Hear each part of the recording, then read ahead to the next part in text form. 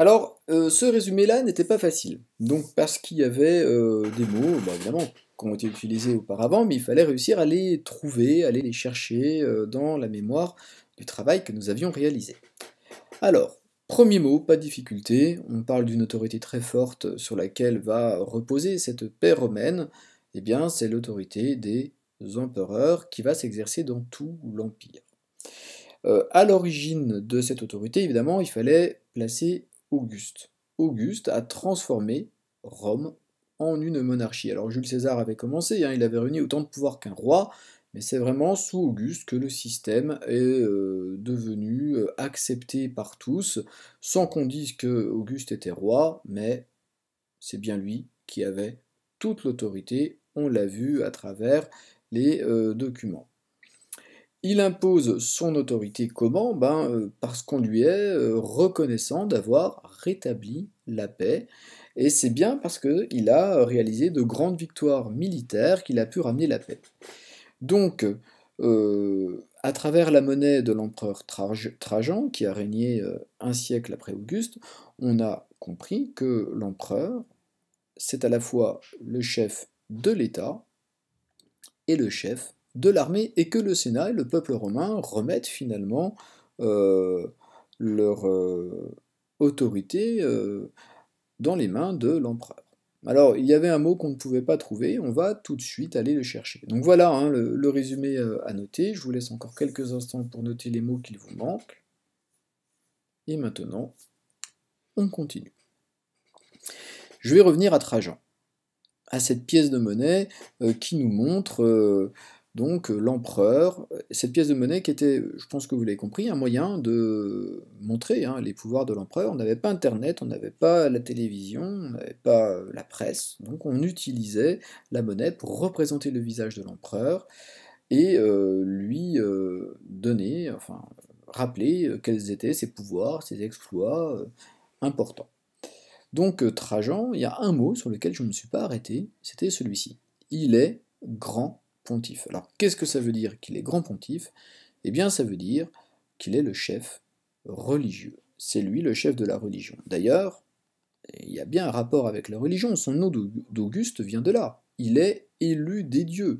Donc quand en 27 avant Jésus-Christ, Auguste a été nommé ainsi, c'était pour indiquer qu'il était favori des dieux, qu'il était protégé des dieux et que tous les Romains en bénéficiaient. C'est grâce à cela que la paix est revenue. Auguste, vers la fin de son règne, a été le premier, évidemment, celui qui a mis en place ce système, à être nommé grand pontife. Alors voici une statue d'Auguste. Le voilà, ici. Ici, il est habillé comme un prêtre. Les prêtres romains, les flamines, portaient ce genre d'habits qui couvraient en partie leur tête.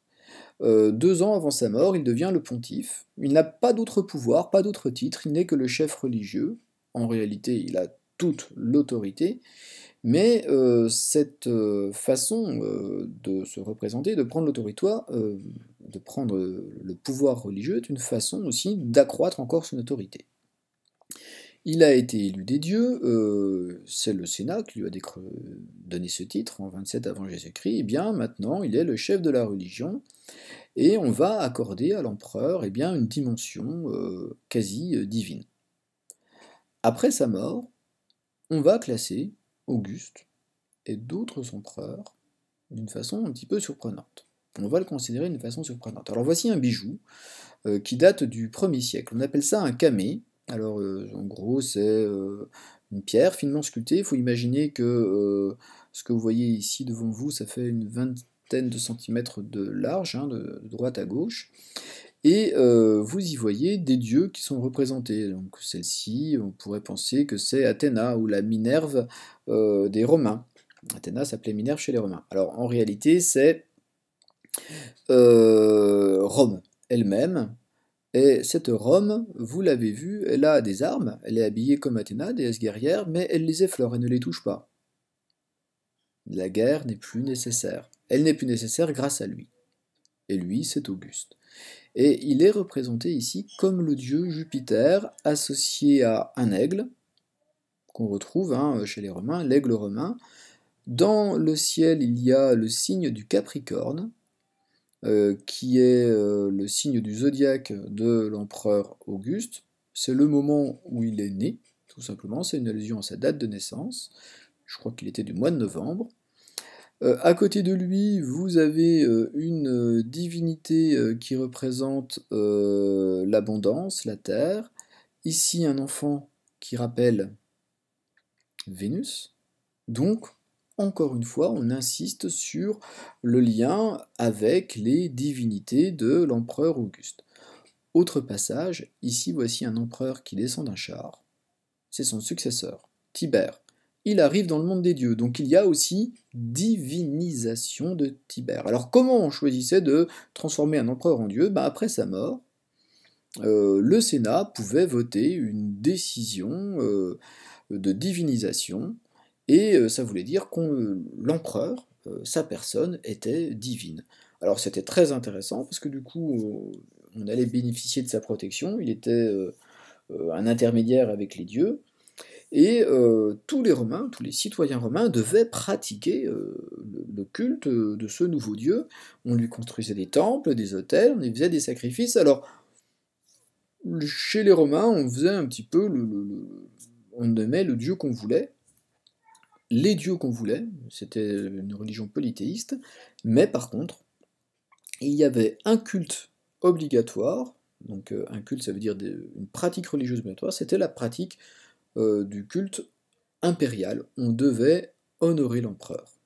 Ce culte impérial, eh bien, il se passait par des cérémonies religieuses, des fêtes, mais aussi des temples. Alors ce temple-là, c'est un temple romain qui a été construit au 1er siècle, en l'honneur des petits-fils d'Auguste, qui auraient pu à un moment donné devenir empereur, et il est construit en France, dans la ville de Nîmes.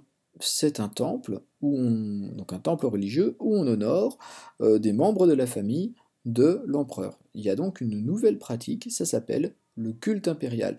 Et vu qu'on le fait partout, parce que c'est obligatoire dans tout le monde romain, eh bien, ce culte impérial, c'est aussi un élément d'unité. Être un citoyen romain, un membre de l'Empire romain, c'est pratiquer, à côté d'autres gestes religieux, ces gestes religieux-là, obligatoirement. Alors maintenant, bien, voilà le dernier résumé. Celui-ci, je vais vous laisser quelques instants de réflexion. Les Romains divinisent les après leur mort. Ils sont honorés comme des... C'est le que tous les doivent accomplir. Alors maintenant, qu'est-ce qu'on va mettre là derrière? On divinise les empereurs après leur mort, parce que les empereurs organisent la religion. Ils sont chefs de la religion. Ils sont honorés comme des dieux. C'est ce qu'on appelle le culte impérial, nouvelle définition que vous devrez noter dans votre cahier, que tous les citoyens doivent accomplir. Eh bien, voilà pour cette deuxième partie. Je vais m'arrêter là aujourd'hui. C'était une séance aussi pas trop longue. On se retrouve la semaine prochaine. Et bien, je vous souhaite une bonne continuation jusque-là.